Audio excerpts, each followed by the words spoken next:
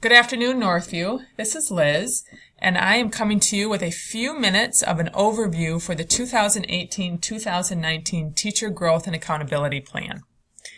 Last June, our Danielson Steering Committee met to review the 17-18 plan and our progress throughout the framework, and then this September we came together again to plan for the 2018 and 2019. Although much of it will be the same for all of our staff, there are a few key differences this year that I'd like to go over with you. First, our goals for observation for this school year are to deepen our individual and collective understanding of Domain 4, Professional Responsibility. That is a domain within the framework that we've been focused on for the past 2 years. We're also going to continue to integrate the components of Domain 4 into our growth plans, and build capacity and time for teachers to collaborate with their colleagues and have reflective conversations with their administrators. This year, one of our key differences is adding in Domain 1 into the evaluation piece for teachers. Domain 1 is all about planning and preparation and fits very nicely with the work that we've done in curriculum with our priority standards. More on that in a minute. And then we also want to use our observational data to provide formative feedback in domains 2 and 3.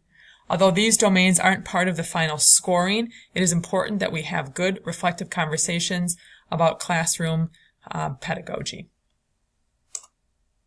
So what's new? First, Domain 1 is new for us this year. This will be part of the scoring at the end of the year. And again, it has everything to do with the planning and preparation that teachers put into their class lessons. And then also mini learning labs. This is going to be something that's available for some staff, and I'll go over that in a minute as well.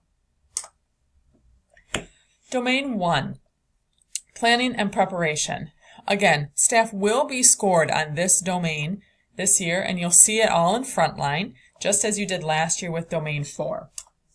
Domain 1 has to do with planning and preparation and includes 6 components. Component 1A is demonstrating knowledge of content and pedagogy. Component 1B, demonstrating knowledge of students. Component 1C, setting instructional outcomes. Component 1D, demonstrating knowledge of resources. Component 1E, designing coherent instruction. And Component 1F, designing student assessments. Again, much of this work has been undertaken by all of the curriculum work that we've done around priority standards. It includes key components such as common assessments, learning targets, and understanding what it is exactly that we expect our students to learn. The other new piece for our teacher evaluation plan this year is going to be mini learning labs. Under the state law, not every teacher needs to be observed every year. Tenured teachers who have been effective or highly effective in the last 2 evaluation cycles do not need to be observed under state law.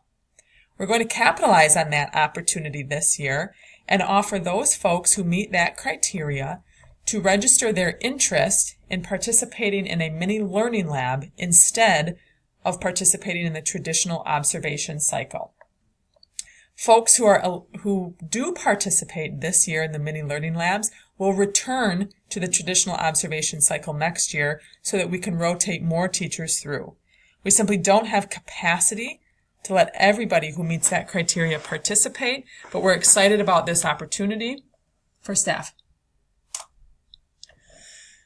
I'll share more about the mini learning labs in the documents that were shared, so you'll have an opportunity to review that with your steering committee representatives, which includes administrators and teachers from every building.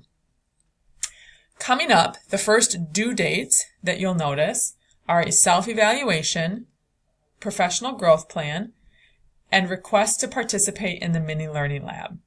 For those teachers who are interested in participating in the mini learning lab, you do not need to submit a self-evaluation or a professional growth plan. You may simply submit to your administrator your interest in participating in the learning lab. Administrators will choose teachers to participate this year. Again, keep in mind that if you're not chosen for this year, it's simply a capacity issue, and next year you'll have an opportunity. For those teachers who are either uninterested in participating in the Learning Lab or who don't meet the criteria, for example, a probationary teacher, the self-evaluation and the professional growth plan is due by October 31st. Again, please review the documents that are shared alongside this video. Many of your questions will be answered there. If you do have questions, of course, you can always reach out to me, but you can also contact any one of the Danielson Steering Committee members. Their names are identified in the frequently asked questions portion of the documents. We have a teacher and an administrator representative from every building, so feel free to reach out to those folks.